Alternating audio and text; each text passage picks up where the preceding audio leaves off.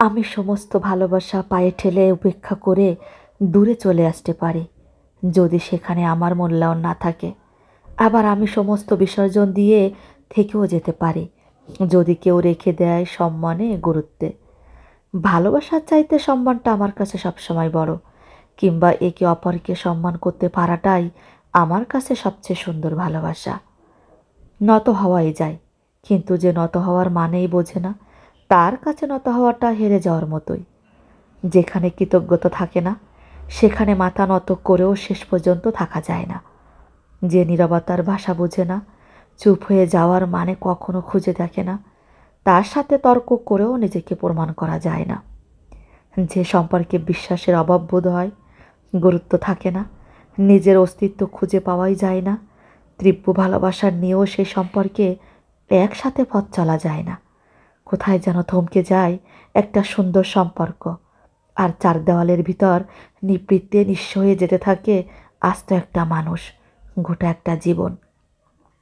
মানুষ অনেক দিনের চেনা সম্পর্ক, সংসার কিংবা অবারিত মায়াকেও দূরে ফেলে চলে আসে গুরুত্ব আর সম্মানের অভাবে।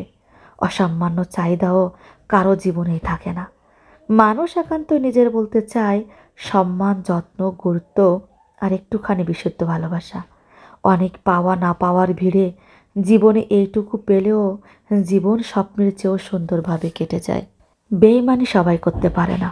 যারা বেইমানি করে তারা অনেক শান্ত মস্তিষ্কের হয়।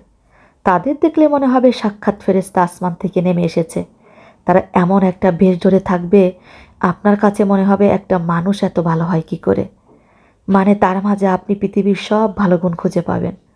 আপনি না চাইতেও তাকে আপনার ভালো লাগবে এবং আপনি তাকে ভালোবাসতে বাধ্য হবেন। আসলে তার এই ভালো মানুষটা পরিকল্পিত একটা সাজানো ফাঁদ আপনার জন্য।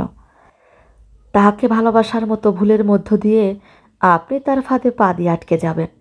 আটকে যাওয়ার পরেই আপনি তার আসল রূপের নতুন খেলাটা দেখতে পারবেন। যতদিনে সে খেলাটা শুরু করবে ততদিনে তার প্রতি আসক্ত হয়ে যাবেন।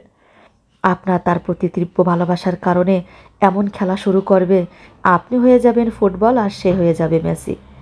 কিছুদিন পর জানতে পারবেন তার খেলার জন্য আপনি একমাত্র বল না, তার খেলার জন্য আরও অনেক বল আছে।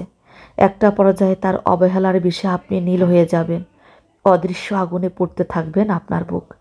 আপনার জলসনা হৃদয় নিয়ে যখন তার কাছে যাবেন একটু সহানুভূতির জন্য, একটু ভালোবাসার জন্য, ঠিক তখনই আপনার আগুনে পোড়া জলসনা হৃদয়টাকে মেরে ফেলে শেষ কৃতকার্য সম্পূর্ণ করে তার কাছ থেকে চিরদিনের জন্য বিদায় করে দিবে আপনাকে।